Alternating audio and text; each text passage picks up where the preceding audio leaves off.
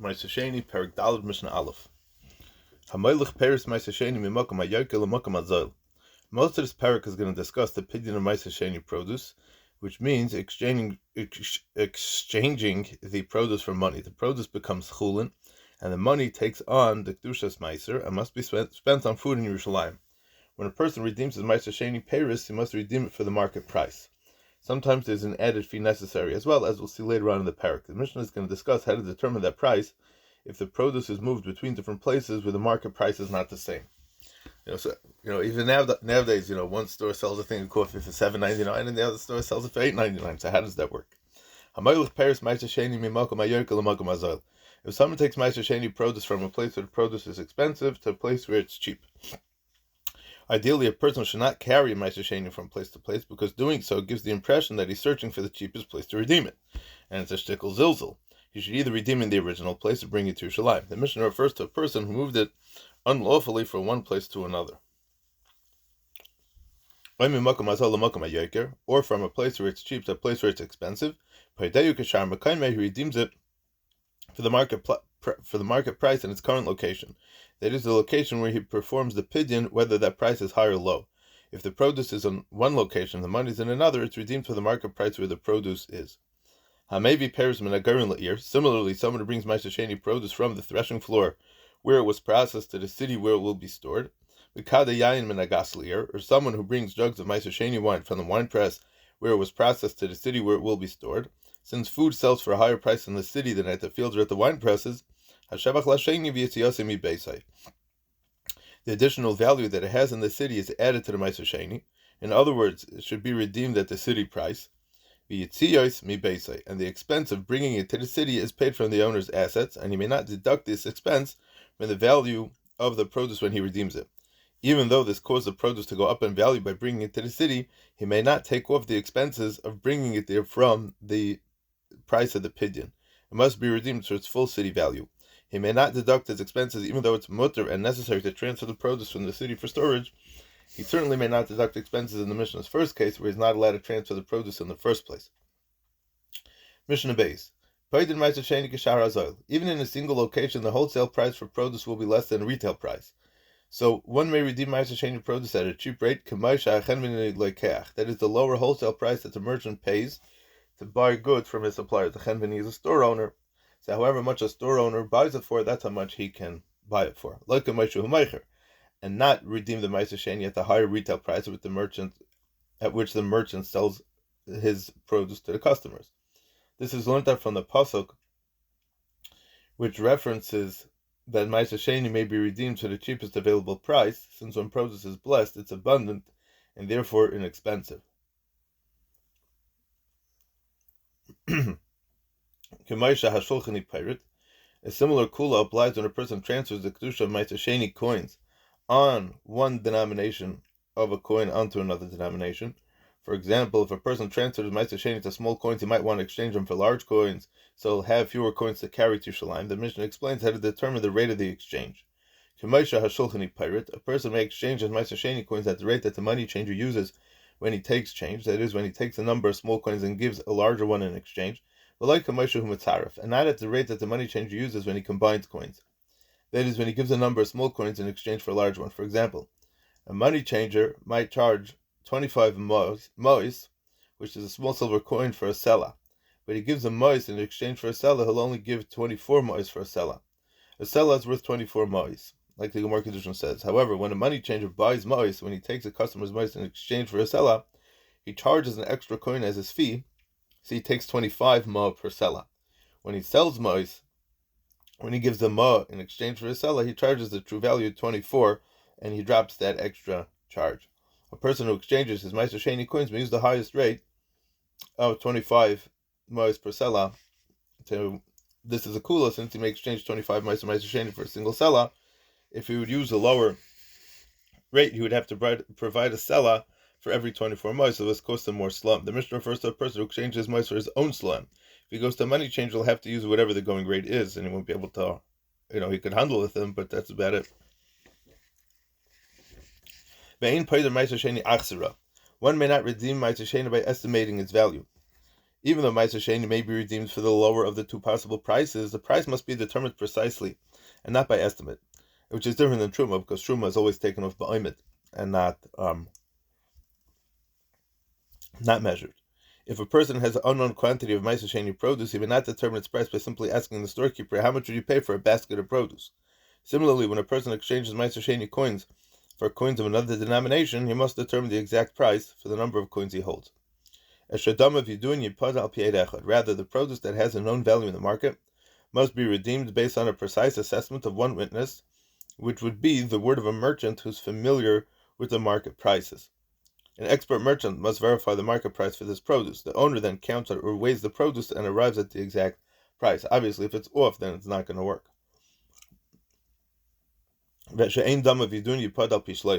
And produce that has no known value in the market, for which additional expertise is needed to assess its value, it must be redeemed based on the precise assessment of 3 merchants. For example, that wine began to get sour. Interesting enough, we have this lashon yayin shakaram. Uperisher kivu, fruit that began to rot, umoisher or coins that began to corrode, and they have no readily known market value and must be assessed by 3 merchants. Produce, wine, or coins that have started to go bad do not have a standard price in the market because their value depends on how much they have deteriorated. Clarifying this is not pashut and therefore requires a mumcha. Like we said, it needs to be yipad al pishleisha, that know how to evaluate it and they're bekim in it. And the Rab says even if one of them is a guy, even if one of them is the bailam, but if he knows, if he's able to figure it out, so that's okay. Mishnah Gimel, Bal Habayis Omer B'Sela, V'Acher Omer B'Sela, Bal Habayis Kaidem B'Neishu H'Moisef Chomesh. When a person uses his own money to redeem Ma'aser Sheni, the Torah says that he must add a fee of 1/5 to its redemption price. The 1/5 is a fifth of the total after the fifth is added. For example, if the Ma'aser Sheni is worth 4 dinner, he redeems it for 5 dinner. The extra dinner is a fifth of the total, although it's a quarter of the Ma'aser Sheni's value. Sometimes the Ma'aser Sheni is redeemed by a person who is not the bailam. For example, someone uses his own money to redeem Ma'aser Sheni that belonged to someone else. The owner of the Ma'aser Sheni must give the other person permission to do so. The redeemed produce, which is now chulin, goes to the one who redeemed it. The coins which are now Ma'aser Sheni remain his as well, and he must spend them on food in Yerushalayim. In that case, no fee is added. The Mishnah discusses a case where 2 people, an owner and a stranger, offer to redeem Ma'aser Sheni. Who goes first? So Balabayis, Omer B'Sela, if the owner says that he'll redeem his Ma'aser Sheni for a sela, V'Acher Omer B'Sela, someone else says that he too will redeem it for a sela, Balabayis Kaidem, the owner has priority to redeem it, B'Bneishu Moisef Chomesh, because he adds a fifth to the pidyon. Thus, if the owner redeems it, more money will end up as Ma'aser Sheni. Balabayis Omer B'Sela, V'Acher Omer B'Sela V'Isser, et shall sela v'isser kaidem B'Bneishu Moisef halakaren. However, if the owner says that he'll redeem the Ma'aser Sheni for a sela, and someone else says that he'll redeem it for a sela and an isser, the one who made the offer for a sela and an isser has priority to redeem it, B'Bneishu Moisef halakaren, because he adds an isser to the principal, to the Ma'aser Sheni itself. Although the owner adds a fifth of a sela, which is more than an isser, this is only an additional fee, and he might try to avoid paying it, while the other person will certainly pay the extra isser because he added it to the actual price of Ma'aser Sheni. There are ways that a person can avoid paying the Chomesh when he's being paid. But on the other hand, this person is doing whatever he can to add more money to the actual Ma'aser Sheni, so it's better to add to the Ma'aser Sheni than to try to get out of the Chomesh. Hapayda Ma'aser Sheni Shaloi, one redeems his own Ma'aser Sheni, Ma'aser Alav Chamishas, he adds a fifth to its value. Ben Shu Shaloi, Ben Shu Nidle B'Matana, whether the produce was always his or whether it was produce that was given to him as a gift. If he received Paris and he needs to take off Ma'aser Sheni and he wants to be paid, the Mishnah cannot refer to a person who received Ma'aser Sheni as a gift after it was separated, because Ma'aser Sheni cannot be given as a gift, as we learned in Parak Aleph, Mishnah Aleph. Okay, Mishnah Dalet. Ma'arimin al Ma'aser Sheni. One can use a trick with Ma'aser Sheni in order to avoid paying the Chomesh. Kate said, how could he do that? Omer Adam Livnei Labita Agdalim Labdal Shachasi Ivrim Helach Ma'aser Eluf Delach Ma'aser Sheni Zeh. A person may say to his adult son or daughter, or to his Hebrew servant or maidservant, here are these coins, and use them to redeem this Ma'aser Sheni for yourself. Since the child or servant is redeeming Ma'aser Sheni that's not his, he does not have to add a Chomesh. This can work in either of 2 ways. The first way can be the owner gives the money as a gift to the other person, so that the other person using the money that is now his to be paid to the Ma'aser Sheni that belongs to the owner. Or number 2, the owner lets the other person use the money, but it still belongs to the owner. However, the other person redeems the Ma'aser Sheni for himself, that is, he's kind of the produce for himself, and he's paid it. In this case, he's redeeming a Ma'aser Sheni for his own use with money that belongs to the owner. Since in either case the money and the produce do not belong to the same person, a chaymesh does not need to be added. This can also be done with a total stranger. Our Mishnah gives the example of a child or servant to teach that even if a person who uses his child and a servant, on whom we can rely on to give the money back and the payers after the pidyon is effective and is still mutter. But a person cannot say this to his son or daughter who are under the age of bar bas mitzvah, or to his eved kanani or shivchi kananis, and thereby avoid adding a fifth, because their hand is considered like his hand. They do not have their own property rights. Whatever they are kind of belongs to their father or master. Therefore, if they take this money or produce to be paid, it's as though he himself is redeeming it. Accordingly, a chaymesh will have to be added. Being paid is paid. The only time by being paid on Ma'aser Sheni you're parted from a chaymesh is only if the money and the produce do not belong to the same person. However, whatever an Eved Kanani or a Katan is kaina, it belongs to the father or it belongs to the Bailam, it belongs to the Adam. So whether the owner, slave, or child acquires the money or the produce, it still belongs to the Bailam. So if a slave or a child redeems the Ma'aser Sheni, it'll still belong to the Bailam, so it'll still be Mechuyev and a Chaymesh, and he won't be able to get out of it. Mishnah Hey, another way that a person can get out of the paying the Chaymesh for Ma'aser Sheni, if the owner of the produce was standing at the threshing floor, but doesn't have any money in his hand to perform the harama that we mentioned in Mishnah Dalet in the previous Mishnah, he says to his friends who's with him, this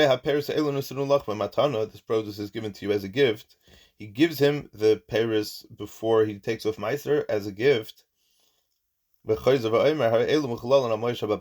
then says to his friend, this produce is going to be mechulal onto the coins that I have in the house. A person may redeem Ma'aser Sheni produce that's in one place on coins that are located in another place, as we learned in the previous parak. Here, as in the previous Mishnah, the owner relies on his friend to give back the produce after he has paid it. Nevertheless, this harama is effective and is mutter. Since the produce now belongs to his friend, the original owner can be paid it with his own coins without having to be meisef a chaymesh. Mishnah Vav. Mashach mimenu meisef b'selav lehispik levdais she'amad b'shtayim nesen leisela. The Mishnah discusses a person who redeems his Ma'aser Sheni produce by selling it. The buyer pays for the produce, and the Ma'aser Sheni Kedusha transfers to that money. The produce now owned by the buyer becomes chulin. This is the only way Ma'aser Sheni produce may be sold. A person may not sell it on condition that the produce simply transfers to the buyer's possession, but keep its Ma'aser Sheni Kedusha. Two things are therefore happening here: a sale and a pidyon, a chilul, a transfer of the Ma'aser Sheni Kedusha from the payers onto the money. The sale takes place when the buyer takes the produce for himself. When an object is sold, the buyer doesn't take the ownership of it when he pays for it, but rather when he performs an act of ownership known as a kinyan. Our Mishnah will assume that the buyer does the kinyan most commonly used for movable items, which is known as mashicha, and consists of the buyer bringing or drawing the object towards him. At that time, the purchase price is set. However, the chilul doesn't take place until the buyer pays the money. The Mishnah discusses a case where the value of the produce changes between the time the buyer takes it and the time he pays for it. So Moshach mimenu meisef b'selav, if the buyer drew the Ma'aser Sheni produce for the seller when it was worth one selah, and the sale price was set at that one selah, but by the time he was paid it, the price rose, and now it's worth 2 sloim. So the price for the pidyon is set at 2 sloim, since that's what it's now worth. So noisen leisela umastaka b'sela. Therefore, the buyer gives the seller a selah as payment, and the buyer gains a selah since he paid one selah for produce that is now worth 2 sloim. But since the pidyon price is 2 sloim, the selah that the buyer paid serves only as a partial pidyon for the Ma'aser Sheni. The buyer must complete the redemption by designating another selah as Ma'aser Sheni, and the first Ma'aser Sheni selah, the one that he paid for the produce, belongs to the seller, Ma'aser Sheni Shaloi, and the second Ma'aser Sheni selah, which the buyer completed the redemption, belongs to the buyer. Since the sale price is 1 selah, that's all the seller is entitled to receive. The produce now belongs to the buyer, but he was only paid at halfway. Therefore, the buyer must designate another seller to redeem the rest of it. Both Shalom take on the Kedushas Meiser, and result that the buyer and the seller each have a selah of Ma'aser Sheni that they must spend in Yerushalayim. But if he doesn't want to be paid it, the buyer can simply bring the produce to Yerushalayim to eat it.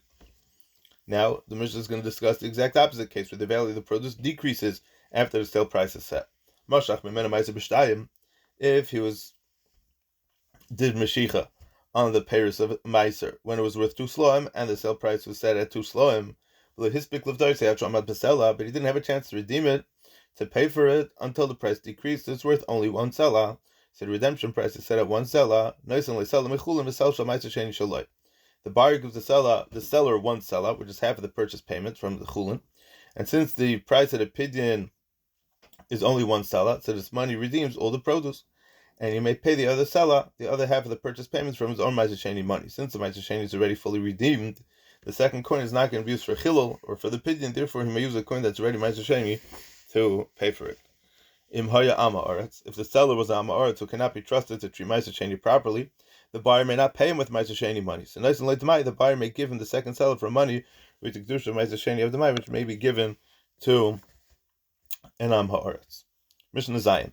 Hapay the Ma'aser Sheni of like Karashem, if someone is paid the Ma'aser Sheni by setting aside coins that have that value, but it wasn't Karashem on the money, and he didn't say that this money is going to be used for Ma'aser Sheni. So then Rabbi Yossi says it's enough that he set aside the coins and the Ma'aser Sheni is paid that. Rabbi Yehuda says he must specify verbally that the coins of that these are the coins for the Ma'aser Sheni pidyon. If he didn't do that, the pidyon does not take effect. The same machlekes Rabbi Yossi and Rabbi Yehuda are with regard to a get and kedushin. If someone was talking with a woman about the subject of her get and her kedushin, right? So it was clear that he meant to divorce her. Or in the case of an unmarried woman, he was talking about marrying her, and during this conversation, and he immediately handed her a get, or he handed her something that could affect the kedushin, but he didn't specify verbally that this is your get. Or harayat mekudeshes. So Rabbi Yossi says it's enough, and it's a good kedushin, and it will be a good get. Rabbi Yehuda says he must specify verbally that he wants his act to affect a get or a gerushin or a kedushin, and if he did not, it's not valid. Rabbi Yehuda holds that unless the man verbally specifies that what he's handing her should make a chalais kedushin or make a chalais gerushin, it's not valid. The Rav explains it to Lashon Gemara. They're talking about divorce, or they're talking about kedushin, and then he gets up and gives her something. So either that's the kedushin or either that's the get. They're talking by saying it. She doesn't have to be mefarish because she would understand. I mean, what's the question here? The question is that she doesn't understand what's happening. But if it's Taich Dvarov, he's saying that they're talking by saying, and then he gives it that, so she should be able to understand that that's what it is. Okay, Mishnah Ches. The Mishnah continues its discussion of transferring the kedusha of Ma'aser Sheni produce onto a coin. Such transfers may be done little by little. Let us say that a coin can buy 8 figs, and a person has 8 figs of Ma'aser Sheni. He does not have to redeem all 8 figs on one coin at once. Rather, he can redeem them one or more at a time and fill the coin with Ma'aser Sheni kedusha bit by bit. So, Haminiach Isser, someone set aside an Isser coin to redeem Ma'aser Sheni produce onto it. And he ate Ma'aser Sheni fruits of half its value. So he redeemed half an Isser's worth of Ma'aser Sheni onto this coin. So he could eat these fruits out to Yerushalayim.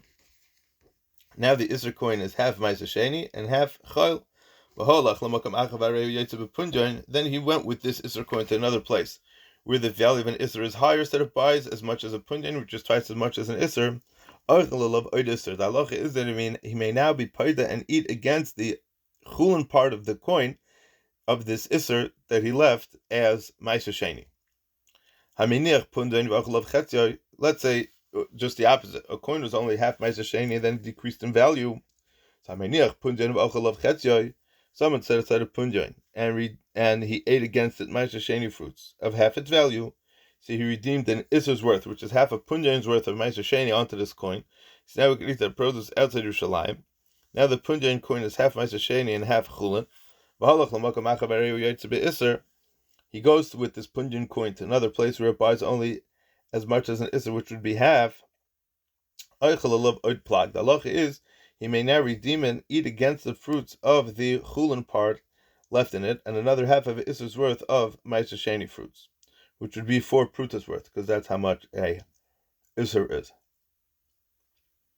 Hameniach Isser shal Ma'aser Sheni. Coins unto which Ma'aser Sheni was redeemed are brought to Yerushalayim where they're used to buy food and eat there. However, instead of actually buying the food with these coins, a person can simply take food corresponding to their value and have a machshava, have a kavana that the kedusha of Ma'aser Sheni coin should be transferred to the food, which he then eats in Yerushalayim. The taking of corresponding food can be done little by little. This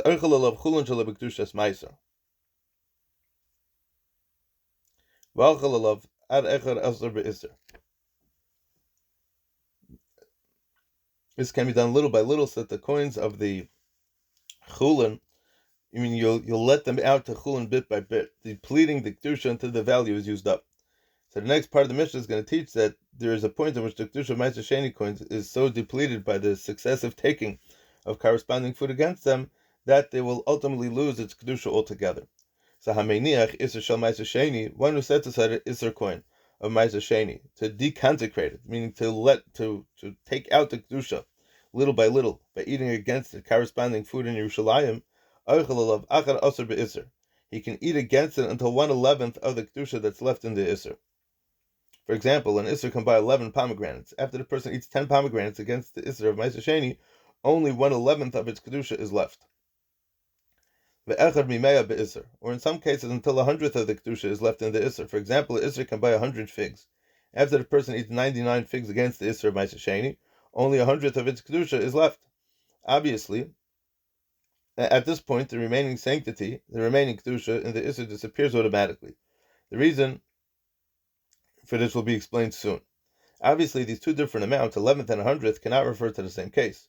Rather, the smaller amount, the 100th, applies in the case of an Isser used to redeem definite Ma'aser Sheni, while the larger amount applies in the case of an Isser used to redeem Ma'aser Sheni Shel D'mai.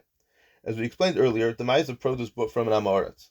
Even though the Amaretz has probably taken Ma'aser Ruf properly, the Chacham or Geyser that a person who buys D'mai must separate Ma'aser, including Ma'aser Sheni. Since Ma'aser Sheni of D'mai has Kedusha only Midrabanon, it has a kula that the leftover Kedusha in the Isser coin disappears even if only 1/11 is left. In the case of Ma'aser Sheni Midaraisa, the remaining Kedusha of the coin doesn't disappear until only 100th is left. Why does the last 100th of Ma'aser Sheni Kedusha disappear from the coin Minat Torah? So the Tosfos Yontif explains that this is because the last 100th becomes batel in the rest of the coin. Minat Torah, an unrecognizable miut, becomes batel b'roiv. If you have a taruvus and you have 100, you have one thing that fell into 100, so that becomes batel.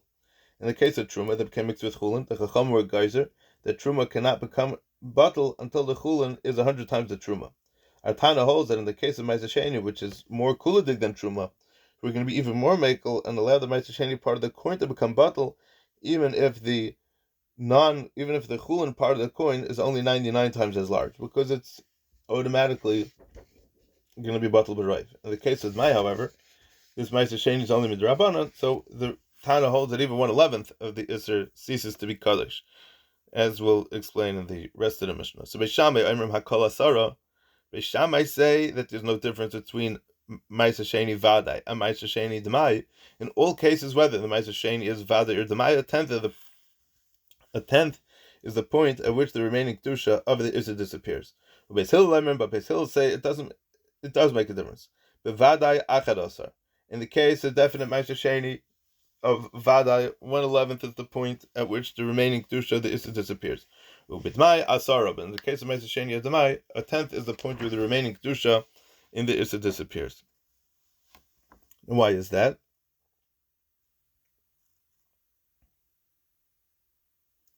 It has to do with the amount that you're being meisef when you're adding a chaimesh. So being that by Ma'aser Sheni Shel D'mai you're not adding a chaimesh, so then by D'mai it's asara and bavad it's achad asar. That extra one is due to the chaimesh. Okay. Mishnah Tes. Kol hamois hanimtzoim harei elu chulin. Afilu din rezav v'makesef v'mamois. If somebody finds a coin, how does he know that that coin is chulin? Maybe that coin belongs to some kind of Ma'aser Sheni. Zok the Rav, b'chol makom, in any place, bein b'regel, bein b'shari Ma'aser Shana. In any place outside Yerushalayim, we're talking about whether it's Yantif or whether it's any other time during the year. In Yerushalayim, b'shari Ma'aser Shana, chutz Ma'aser regel. In Yerushalayim, we're talking about on the non-Yantif season. So kol hamois hanimtzoim harei elu chulin. All coins that are found are assumed to be chulin because most coins do not have kedusha. Most coins in the world are not coins of Ma'aser Sheni. Any coins that we find were assumed are from the Rav and therefore are chulin. Afilu din rezav and makesef and mamois. This applies even if one found a gold dinner together with one of silver and copper coins in the same pouch, which might suggest that they're Ma'aser Sheni coins which are being kept together. A person doesn't usually put gold, silver, and copper coins in the same wallet. How then are we to explain the fact that these different coins were found together? A likely explanation would seem to be that they are Ma'aser Sheni coins. A person has a large amount of Ma'aser Sheni produce to be paida, so he's paida most of it onto a gold dinner. The remainder was too little to fill onto another dinner, so he redeemed it onto a silver coin, and he had a little bit left over, so he was paida onto a copper coin. He kept all the Ma'aser Sheni coins together in the same pouch. Still, the Mishnah teaches that we don't have to be concerned that this is what happened, because if they were Ma'aser Sheni coins, the owner would probably have put some sort of note in the pouch to indicate that they are Ma'aser Sheni coins, some kind of siman. There'd be some identification purposes for Ma'aser Sheni, but if we didn't see that, so then we don't have to be concerned about that. But if one found among them in the pouch a piece of pottery with the word Ma'aser written on it, Hareza Ma'aser, then we have to assume that these are indeed Ma'aser Sheni coins, even though it's possible that this note of pottery was written for a different container and was put in this pouch by mistake. But we have to assume that it's Ma'aser. Zakt the Mishnah Vayt the Mishnah Yud. Hamaitzi kliva cause of love carbon, and someone finds a container which the word carbon is written on it. The word carbon usually refers to a carbon that you're going to bring on the mizbeach, but over here it could even be talking about for bedek habayis. Rabbi Yehuda says that if it was made out of pottery, carbon, it's assumed that the container itself is chulin, but the insides, the contents, are assumed to be kaddish. Why is that? Because kli cheres are very cheap, and people don't usually use them to be mekadosh things for the Beis Hamikdash. Therefore, Rabbi Yehuda says that we may assume that the word carbon on it was meant to label the contents and not the container itself. But if it was made of metal, which people sometimes use to be mekadosh things for the Beis Hamikdash, who carbon then it's assumed to be kadosh, but the contents are assumed to be chulin. Amar Leiter Chacham said to him, Im derech b'nei adam li'eskantin chulin l'carbon. It is not usual for people to place chulin zachin into a vessel, into a keli that was kadosh. Therefore, we must treat both the metal container and its contents as kadosh. In the case of a klicheres, however, the Chacham agree with Rabbi Yehuda that only the inside, the contents are kadosh, and not the container itself. Mishnah Yud Aleph. Hamaitze kli v'kasav lav kuf. If someone found a container with the letter kuf written on it, carbon, we assume that the kuf stands for carbon, and the halacha is the same as we discussed in the previous Mishnah. Mem, if he found the letter mem written on the container, we can assume that it stands for Ma'aser, and the contents are Ma'aser Sheni. It may also stand for Ma'aser Rishon or Ma'aser Oni. However, since neither of these has any kedusha, it's more reasonable to say that the mem label was meant to prevent people from eating the Ma'aser Sheni outside Yerushalayim. And in this case, as well as in the rest of the cases in the Mishnah, the label certainly refers to the contents rather than the container, since the container itself cannot be Ma'aser. It's only in the case of a carbon that the label might be referred to the actual container, because that could be hektish for Bed Gabayis for the Beis Hamikdash. Dalid would stand for Demai. If the letter Dalid is written on a container, we assume that it stands for Demai. Tes, if the letter Tes is written on a container, we assume that it stands for Tevel, and whatever's in the container is Tevel. Taf, if we found the letter Taf written on it, we assume that it stands for Truma. Taf is for Truma. We could assume that it stands for Truma, and the contents are Truma. So why do we assume that these letters are short for these words? Because in times of Sakana, when the Goyim in Eretz Yisrael decreed that the Yidden are not allowed to do mitzvahs, they would write the letter Taf instead of Truma on the containers to hide the mitzvah observance from the Goyim. And similarly, they would write all the other one-letter abbreviations listed in the Mishnah. All these letters are possible abbreviations for people's names. Kuf stands for Kahas or Kalman, Mem stands for Moshe, Dalet for Daniel, Tes for Tuvia, Tav for Tanchum. Therefore, we may assume that the letters were meant to mark the name of the container's owner, not the contents, and the contents have no kedusha at all. Meaning the label doesn't. It could be just a siman b'alma, and it's not a raya that there should be anything kaddish in it. The Tanakama, however, understands that it's not mistaber to say that one letter would be miramis the person's name, because it's a very weak siman to be able to identify it. Rabbi Yosi, Zak Rabbi Yosi, Afilu Matach Chavis V'Imalei Paris. Even if someone found a barrel full of produce, because of love truma, with the entire word truma written on it, Harei Elu Chulin. These contents are assumed to be non-kadosh produce. They're regular chulin. Shani Omer, because I would say, Eshtakar had some Paris truma opina. Last year was full of truma produce, which is why the owner labeled the barrel as truma. But then he emptied it and refilled it with regular chulin, and he just never erased what he wrote on it. Right? I know nowadays people use it so much, but people reuse and recycle glass grain containers, let's say, right? They put in, I don't know, they make their own grain in there, or they'll do something else in there. But it's, people reuse containers. So then, there's no reason to assume that there's anything in it, and it could all be regular chulin. Mishnah Yud Beis. If someone says to his son, I left a bag of Ma'aser Sheni coins in a particular corner of the house, and the son went and found the bag of coins but in a different corner, these coins that he found are chulin, because we assume that they're not the Ma'aser Sheni coins which the father was referring to. We don't assume that these are the coins that the father meant, but he forgot which corner he left them in, or that someone moved them to a different corner. Rather, since the coins were not found where the father said he left them, we may assume that these are different coins, and the Ma'aser Sheni coins that the father left in the house were taken by someone else. Therefore, it's likely any other time a person finds unidentified coins, he may assume that they're from the Rav, which have no kedusha. If the father told his son, I have a mana which is 100 zuz of Ma'aser Sheni coins in that place, and the son went and found 200 zuz, they're hashar chulin, 100 are Ma'aser Sheni, and the rest are chulin. Masayim u'matzamana. The father told the son 200 zuz of Ma'aser Sheni coins are there in that place, and the son went and found there to be only one mana, called Ma'aser. All the coins that he found are Ma'aser Sheni, because we assume that they are the coins which the father was referring to. And here too, we don't assume that because the numbers do not match, because he found less than the father said he would find, all the old coins were removed and are completely different chulin coins. Rather, we assume that someone removed only some of the original Ma'aser Sheni coins, and these are what remains.